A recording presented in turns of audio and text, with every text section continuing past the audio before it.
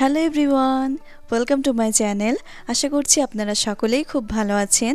আজকে শেয়ার করছি দুপুরে রয়ে যাওয়া অবশিষ্ট ভাত দিয়ে এত সুন্দর টেস্টি ইভিনিং স্ন্যাক্সের রেসিপি। শীতের সন্ধ্যায় এইরকম গরম গরম স্ন্যাক্স টমেটো সস দিয়ে খেতে দারুণ লাগে। বানানো একেবারেই সহজ আর খেতে ভীষণই ভালো হয়। তাহলে চলুন আর দেরি না করে ঝটপট দেখে নেওয়া যাক আমার আজকের এই স্পেশাল ইভিনিং স্ন্যাক্সের রেসিপিটি তৈরি করার জন্য এখানে আমি নিয়েছি 1 কাপ পরিমাণে দুপুরে রয়ে যাওয়া অবশিষ্ট ভাত। এখন আমি একটি ম্যাশারের সাহায্যে একটু ম্যাশ করে নিচ্ছি ভাত। এখন সেদ্ধ আলু আমি গ্রেট করে দিয়ে দিচ্ছি। এখানে আমি 2টি আলু সেদ্ধ করে নিয়েছি এবং গ্রেট করে দিয়ে দিচ্ছি। এখানে সেদ্ধ আলুর পরিমাণটা আপনারা চাইলে কম বেশি করে নিতে পারেন। তো আমি 2টো সেদ্ধ আলু গ্রেট করে নিয়ে নিলাম। দেখুন এখানে কিছু সবজি নিয়ে নিয়েছি, আপনারা পছন্দ মতো যে কোনো সবজি নিয়ে নেবেন। গাজর কুচি, ক্যাপসিকাম কুচি, বাঁধাকপি কুচি, ফুলকপি কুচি, একটু বেশি মিহি করে কেটেছি ফুলকপিগুলো, পেঁয়াজ কুচি নিয়েছি, কাঁচা লঙ্কা ঝালটা আপনারা ইচ্ছে অনুযায়ী নিয়ে নেবেন, আর নিয়েছি রসুন কুচি, আর নিয়েছি মটরশুঁটি সেদ্ধ। মটরশুঁটিগুলোকে সামান্য একটু লবণ দিয়ে 10 মিনিট আমি সেদ্ধ করে নিয়েছি। এবারে সমস্ত সবজিগুলো আমি এতে অ্যাড করে দিচ্ছি। দেখুন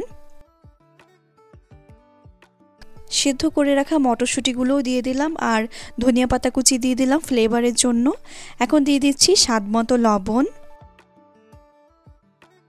দিয়ে দিচ্ছি ভাজা মশলা। এখানে আমি গোটা জিরে, গোটা ধনিয়া এবং কিছু গোটা গরম মশলা শুকনো খোলায় ভেজে গুঁড়ো করে নিয়েছি। আর দিয়ে দিচ্ছি হলুদ গুঁড়ো 1 চামচ, দিয়ে দিচ্ছি চাট মশলা, এর পরিবর্তে আপনারা ম্যাগি মশলাও দিতে পারেন। তো আর কোনো মশলা আমি এখানে দিচ্ছি না, সমস্ত কিছু খুব ভালোভাবে এবার মাখিয়ে নিচ্ছি। আপনারা চাইলে এতে আরও কোনো মশলা অ্যাড করতে পারেন আপনাদের পছন্দ মতো। তো এখানে আমি আর কোনো মশলা অ্যাড করছি না। তো খুব ভালোভাবে মিক্সচারটি আমি মাখিয়ে নিচ্ছি। দেখুন সবজি এবং মশলাগুলো খুব ভালোভাবে মাখিয়ে নিয়েছি। এখন আমি স্ন্যাক্সটি সুপার ক্রিস্পি বানানোর জন্য এতে অ্যাড করে দিচ্ছি চালের গুঁড়ো। আপনারা এর পরিবর্তে কর্নফ্লাওয়ারও ব্যবহার করতে পারেন। তো এটি ভেতর থেকে মুচমুচে বানানোর জন্য আমি অ্যাড করে দিলাম চালের গুঁড়ো, আর নিয়েছি ব্রেড ক্রাম্বস। এখানে আমি টোস্ট বিস্কিটগুলো গুঁড়ো করে নিয়েছি। এই ব্রেড ক্রাম্বস আর চালের গুঁড়ো এটি অ্যাড করার জন্য স্ন্যাক্সটি ভেতর থেকে ভীষণ ক্রিস্পি হবে, খেতে খুব ভালো লাগবে আর প্রপার বাইন্ডিংও দেবে। তো খুব ভালোভাবে আমি আবারও মাখিয়ে নিচ্ছি। দেখুন স্ন্যাক্সের জন্য মিক্সচার আমার এখানে পুরোপুরি তৈরি হয়ে গেছে। এখন হাতে সামান্য একটু তেল মাখিয়ে আমি দেখুন লম্বাভাবে স্ন্যাক্সগুলো তৈরি করে নিচ্ছি। আপনারা পছন্দ মতো যে কোনো শেপ দিয়ে নিতে পারেন। তো আমি এইভাবে সমস্তগুলো তৈরি করে নিচ্ছি। দেখুন সমস্ত স্ন্যাক্স আমি তৈরি করে নিয়েছি। এখন এটি ঢাকা দিয়ে 10 মিনিট রেস্টে রেখে স্ন্যাক্সগুলো কোট করার জন্য এখানে আমি একটি মিশ্রণ তৈরি করে নেব। তার জন্য একটি মিক্সিং বোলে দিয়ে দিচ্ছি 3 চামচ কর্নফ্লাওয়ার, এর পরিবর্তে আপনারা ময়দাও ব্যবহার করতে পারেন, এবং সামান্য একটু পানি দিয়ে আমি মিশ্রণ তৈরি করে নিচ্ছি। আর এই মিশ্রণটি খুব বেশি পাতলাও হবে না, আবার একদম ঘনও হবে না। তো ঘনত্বটি দেখুন আপনারা, খুব বেশি পাতলাও নয় আবার একদম ঘনও নয়। তো একে একে স্ন্যাক্সগুলো আমি এভাবে মিশ্রণে ডিপ করে তারপরে ব্রেড ক্রাম্বসে কোট করে নেব। দেখুন তো আপনারা চাইলে ডবল কোট করতে পারেন। এইভাবে ব্রেড ক্রাম্বসে কোট করে নিলে এই স্ন্যাক্সগুলো ভাজার পরে বাইরেটা ভীষণ মুচমুচে হয়, খেতে খুব ভালো লাগে। তো দেখুন এইভাবে সমস্ত স্ন্যাক্সগুলো আমি তৈরি করে নিচ্ছি। সমস্ত স্ন্যাক্সগুলো আমি তৈরি করে নিয়েছি। আপনারা এইভাবে কোট করার পরে যে কোনো এয়ারটাইট কন্টেনারে রেখে ফ্রিজে রেখে সংরক্ষণও করতে পারেন। এখন আমি স্ন্যাক্সগুলো ফ্রাই করে নেব, সে কারণে কড়াইয়ে দিয়ে দিচ্ছি সাদা তেল। আর তেল অবশ্যই ভীষণ ভালোভাবে গরম করতে হবে। তেল খুব ভালোভাবে গরম হয়ে গেছে।